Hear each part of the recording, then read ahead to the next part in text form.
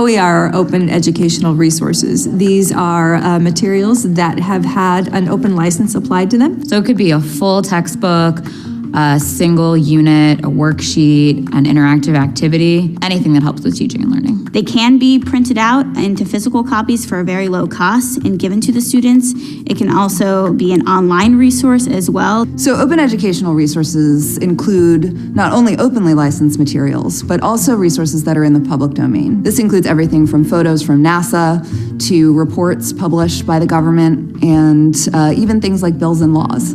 OER are different than traditional published resources because they come with the license to make adaptations to the material kind of baked into the resource from the beginning. Open educational resources can be considered as free plus permissions, and those permissions are 5 R's. You can reuse, remix, revise, retain, and redistribute the content. Reuse means to take a resource and use it in any context you want. Remix means taking multiple resources and mixing them together and creating a new resource out of it. Revise means to make a copy of the resource and actually change it and adapt it to the local context. Retain means to keep and control a copy of the resource forever. And finally, redistribute means the right to freely share whatever you've created.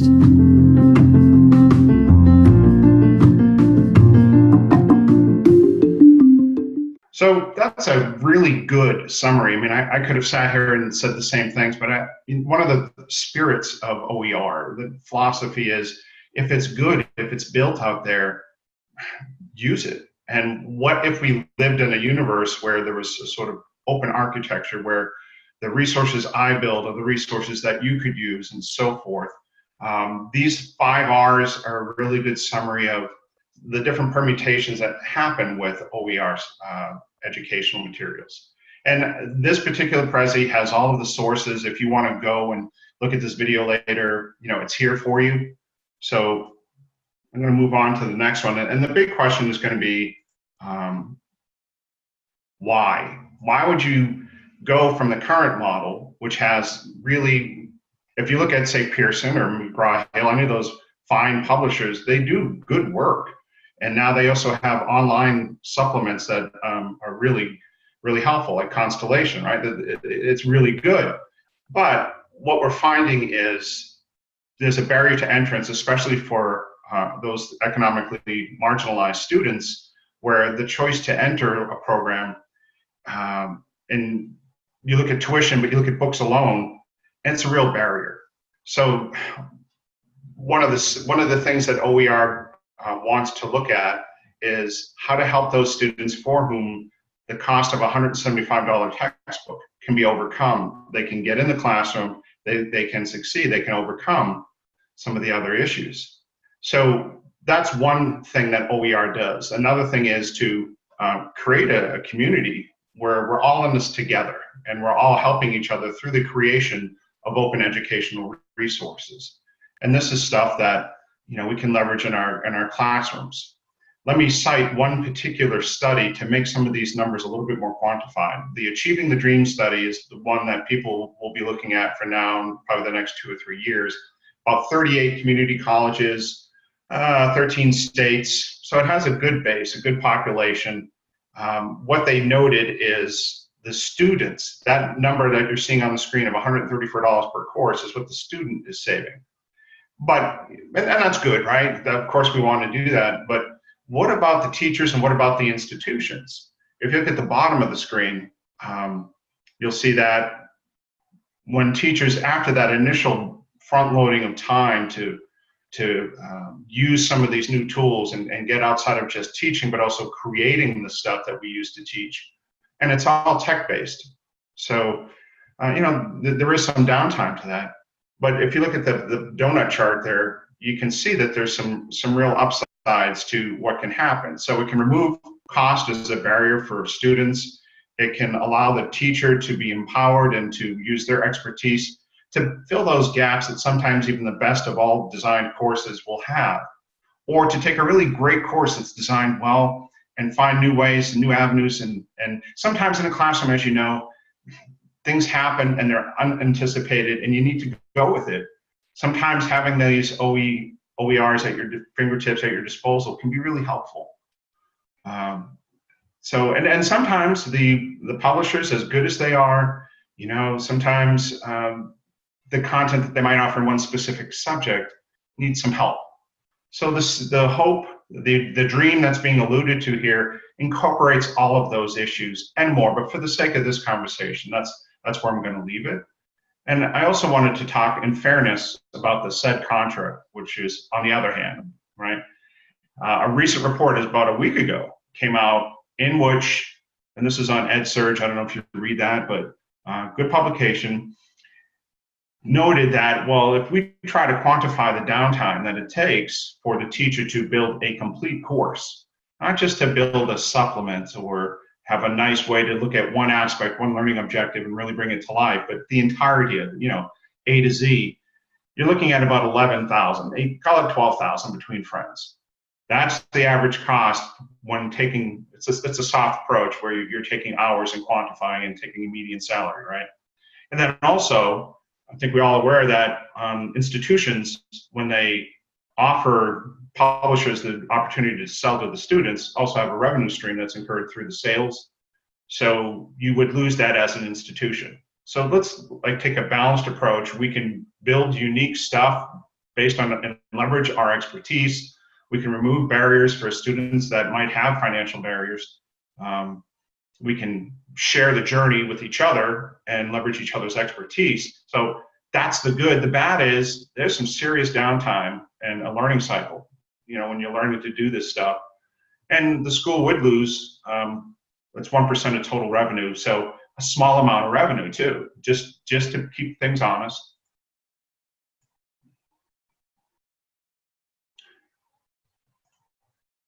And there's the URL for the original article here. Oops. I have a little bit of technical difficulty, so please stand by. Now let's talk about some tools in general that you could use.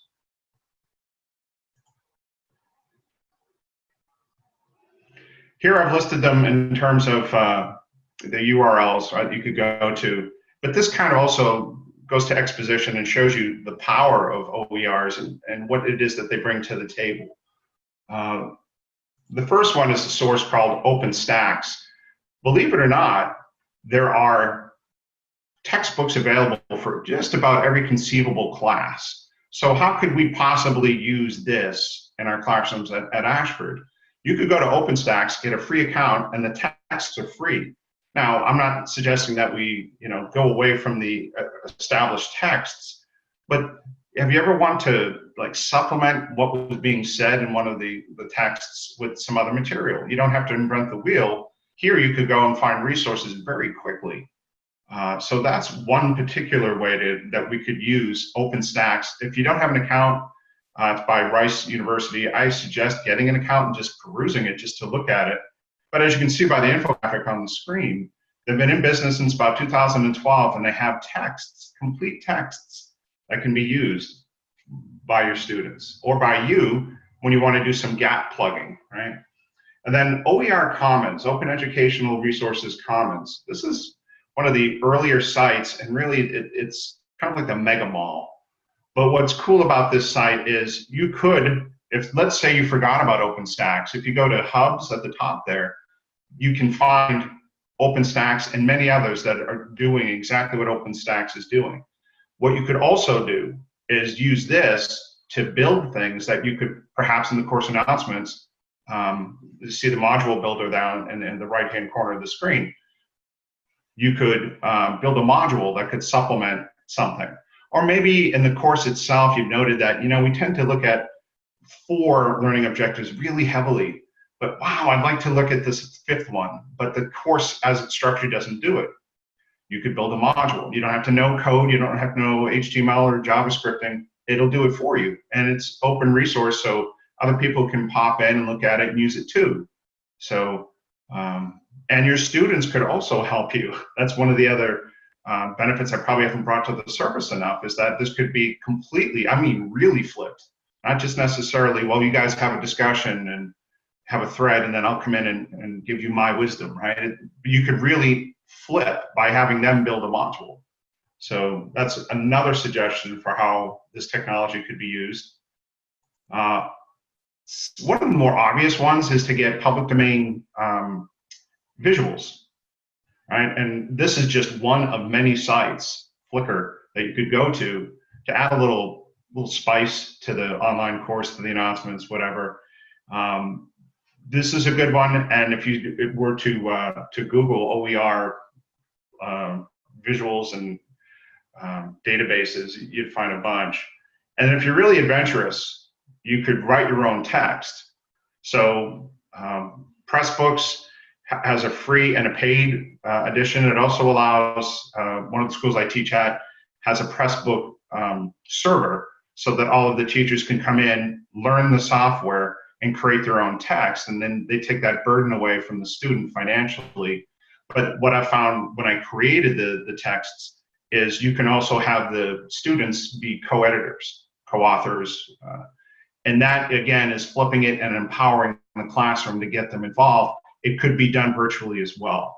So those are very quickly some of the tools, some of the links that you could go to get your feet in the water, toes in the water, and see what this big movement is about, this open educational movement. Now, finally, and by the way, the splash screen here is a radial map of all the different types of tools. So for what it's worth. And then finally, one of the tools that I've really been working on and trying to incorporate distinctly, explicitly, I should say, in my virtual classrooms is hypothesis. I know it's not the typical spelling, but that's the URL. And what this technology does, it's exceptionally cool, is it allows you to have a real-time live exchange, much like a discussion thread, but it's on any static HTML page. So as I was teaching another class, another school, and we're going through the industrial revolutions and what they brought, right? And I just saw a piece 2 days ago in my social feed. It was a good one about the fourth industrial revolution. So I created an account in Hypothesis, created a group dedicated to that particular class. And now, like sending them an email, I send a group-wide email and I say, check this article out. So that's cool, but it gets better. If you can look at the screen, I'm not sure if this is big enough. I can actually either annotate the page or start a real-time discussion thread. It looks like these little windows, and they can reply.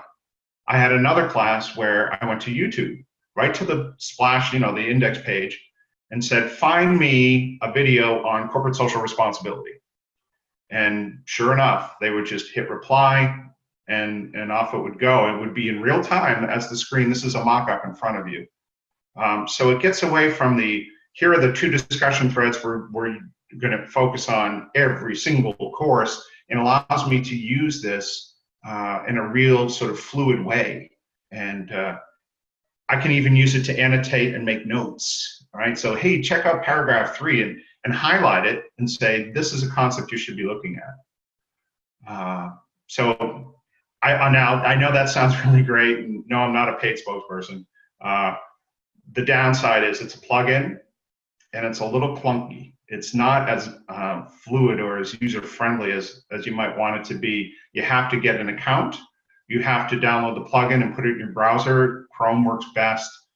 And in order for you, like the YouTube example I gave you, in order for that to work, they had to log in, activate the browser, and be on YouTube, and then they could see it. So I'm sure the functionality will improve, but this is really a fun way to get as near a real-time conversation going, in the virtual classroom, and it's an OER. So I don't know where my time is here, but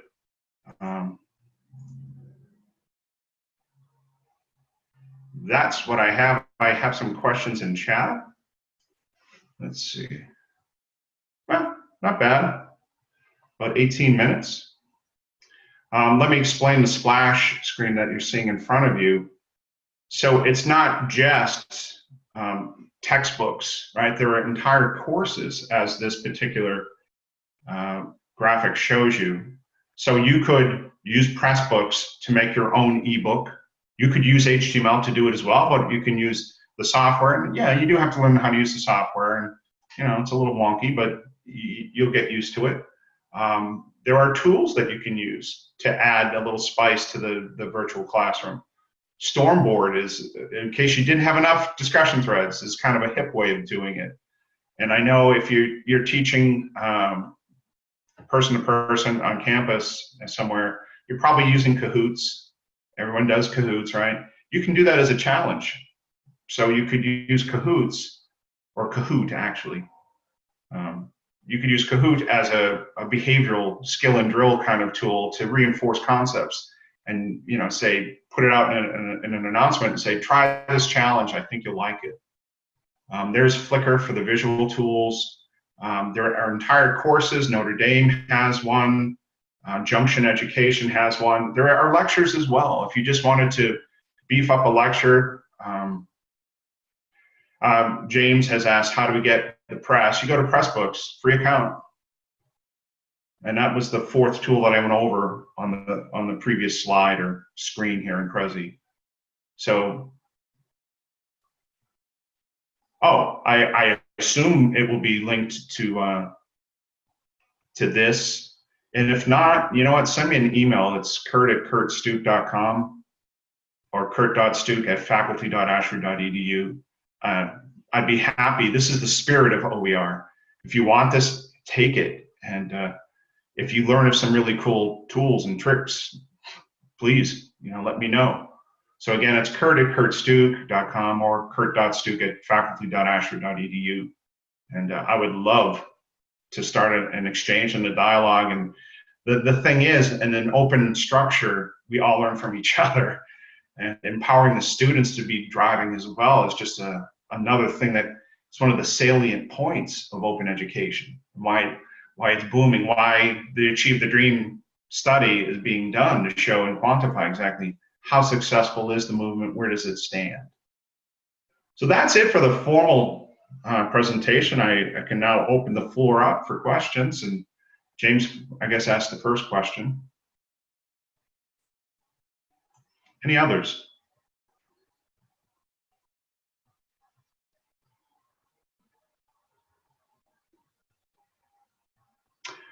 Clifford has asked or noted earlier that, I'm sorry, I missed it, Clifford, that, it's time daunting. I didn't sugarcoat it. It is a bear.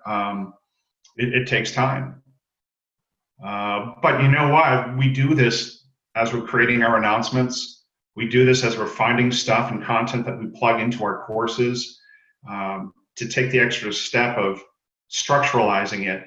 I don't know if that's a real verb, but putting it together in a piece of software so that it will live on is, yeah, it takes time, but I'm not sure it's as daunting as you might think.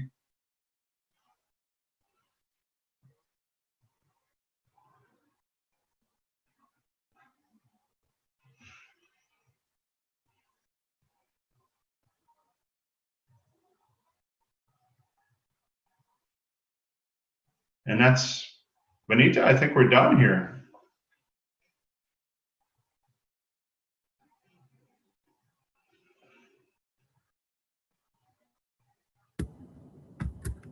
Let me answer Clifford's question. It's a good one, and it's one that is at the heart of OER as well. Clifford has written, look, we should get compensated for the work that we do. Most of the time, the reality is you don't get comped for the work that you're doing. That's true. A lot of the OER pioneers are saying that you shouldn't do it. I hear you. Yeah, I'm making my way as a free range adjunct. I don't have a lot of spare time. My daughter has insisted I like grading more than hanging out with her, but it does take time. I work at one school where they've launched a grant program to sort of comp people for the time, apply for the grant, get the grant, and then at least there's something, right? I have found that if I create OERs, it saves my time in the classroom. So you front load the time into the creation of the asset, and the asset is reused. So it's not a complete burn and learn and lose. Right? You use the asset, and it becomes to your advantage from a time management point of view. That's true. Some OERs start after they gain some market share and a footprint. Whoop, you know, goodbye freebie. How competitive are MOOCs in terms of gaining market share, or like what's the competition that you're referencing in trying to get a student base, or in trying to? I guess I don't understand the question.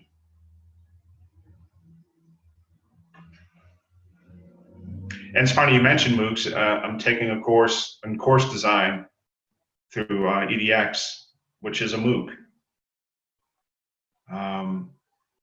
You can take a course if you want to go for like a MicroMasters. Maybe this is competition in terms of tuition dollars. So the entire MicroMasters would be $799.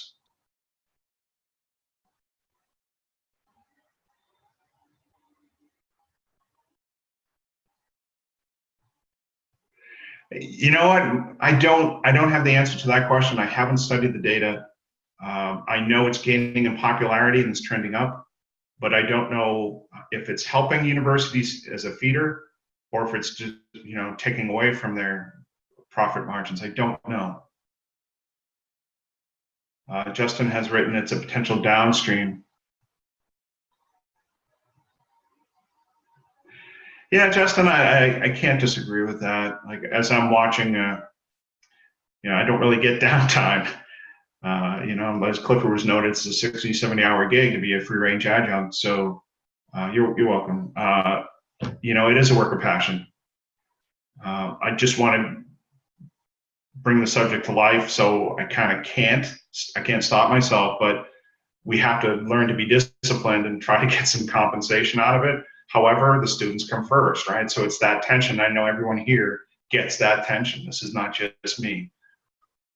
But as I did say, you know, you can leverage the assets that you build and you find, and it can help you from a time management perspective and raise the quality of the instruction in the course too. Thanks, Justin. Okay, I think that's the question set. Great presentation. Amazing information. If anyone needs additional information, please reach out to Kurt, and I'm sure he can share his presentation with you. Again, thank you, Kurt, so much. And we just really appreciate your presentation, and for all of you joining us in this session today. So please don't forget to rate this presentation in the TLC app, and please enjoy the rest of your TLC day. Take care. Thank you. Thanks, Kurt.